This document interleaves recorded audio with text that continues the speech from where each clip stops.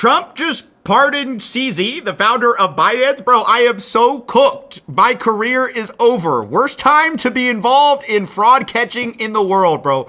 There is just a pay to pardon going on here. Look, I got the whole timeline in front of me. I'm going to go through it. Let me just tell you my mindset. It's rough out here for a CoffeeZilla. Whether or not you're a stan of the Trump family, it doesn't matter. I mean, this is just straight up corruption, which we should be all against, right? Should not be a political issue. Unfortunately, increasingly, politicians are involved in these huge crypto self-dealing deals, but I am not injecting politics into this, okay? It just so happens that they happen to be in positions of power, but don't worry about that, right? Just look at the facts, please, for a moment. It all starts November 21st, 2023, okay? Binance and Changpeng Zhao both plead guilty in a historic $4 billion plea deal where basically they admitted they didn't really have anti-money laundering controls, and they kind of willfully looked the other way, specifically in regards to people they probably should have not allowed them to use their platform, such as, according to the charges, terrorists, cyber criminals, and child abusers, which, you probably should block those people from using your platform. Now, on April 30th, 2024, Zhao is officially sentenced to 4 months of prison. And of course, a few months later, Donald Trump takes office, wins the presidency, okay? And while he's winning the presidency, he also announces the launch of something called World Liberty Financial, which is kind of their big crypto project entry. And this will become important in a moment. But before we get to that, let's just talk about something that happens on March 12th, 2025. This is about a year after he gets sentenced to prison.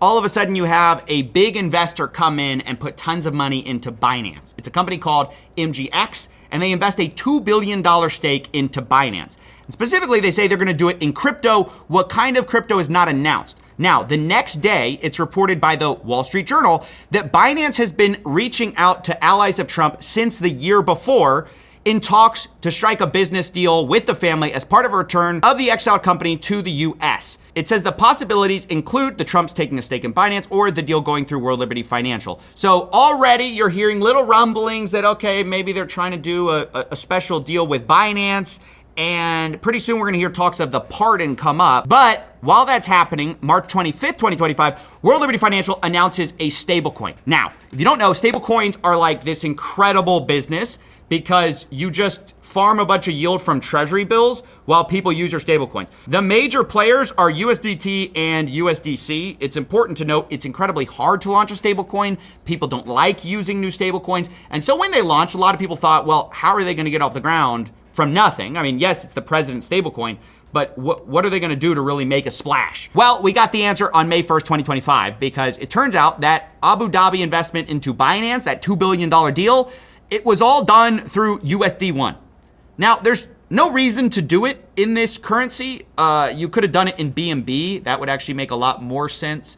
Put it in Binance's own crypto coin. No, the only reason you would do it in USD1 is to really help out one person or one player, which is World Liberty Financial, which is Trump's crypto project. Because, of course, as we said, these stablecoins are backed by treasuries. And unless you redeem the $2 billion, if you just hold it in USD1, what you're doing is de facto making the World Liberty Financial Group about $60 to $80 million a year, because they're just farming the yield from those treasuries at 3 to 4%, right? So it's $60 to $80 million in risk-free revenue for World Liberty Financial just due to the fact that this $2 billion deal was put in USD1. Very curious, right? Why would they do that except to maybe curry favor? Well, a few days later, Binance, CZ, announces that he applied for a Trump pardon, right? Oh, interesting timing, right? Right as they're announcing that it was all done in USD1. The next month, World Liberty Financial announces they're partnering with PancakeSwap, and they're doing a $1 million reward trading campaign to increase USD1 usage. Now, of course, this is all, once again, associated with Binance. Now, on September 15th, 2025, we all of a sudden hear that there may have been some favors being done, or at least the appearance of favors being done in that big deal where the $2 billion investment, as I said, part of it was MGX. Now, what was discovered by the New York Times is that right at the time that they were making this big investment into Binance, of course, which benefits World Liberty Financial immensely, they all of a sudden get access to a bunch of special AI chips. This is according to the New York Times. One of the sheikh's investment firms would deposit $2 billion into World Liberty Financial, a startup founded by the Witkoffs and Trumps. 2 weeks later, the White House agreed to allow the UAE access to hundreds of thousands of the world's most advanced and scarce computer chips, a crucial tool for the high-stakes race to dominate artificial intelligence. Many of the chips would go to G42, controlled by the same sheikh. Interesting. So one side of that deal got a benefit, right? MGX. Now, of course, there are a bunch of disclaimers in this piece that, everybody's saying that there was no conflict of interest. This just sort of happened to work out. The official quote is that the deal was totally unrelated to any government business. But now we know one side of the deal, MGX, got something. And now the question is, what does Binance get out of holding this USD1, right? Why don't they just redeem it for cash? Why don't they just put the money into stablecoins themselves, farm the yield themselves, that $60 to $80 million we were talking about, use it for something? Well, on October 11th, remember we had that hyper liquid whale that we were saying, maybe insider trading with the whole timing of the Trump tweet.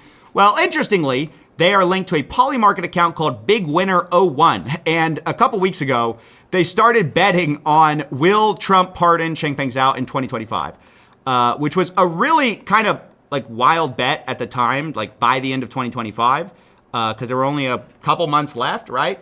But then all of a sudden, of course, October 23rd, 2025, we get the last leg of this deal. Trump, of course, pardons convicted Binance founder. And it's important to note, once again, just like the MGX deal, the White House is, of course, denying that it had anything to do with some of these crypto deals. Instead, White House Press Secretary Caroline Leavitt says that Trump exercised his constitutional authority in issuing a pardon, who was prosecuted by the Biden administration and their war on cryptocurrency.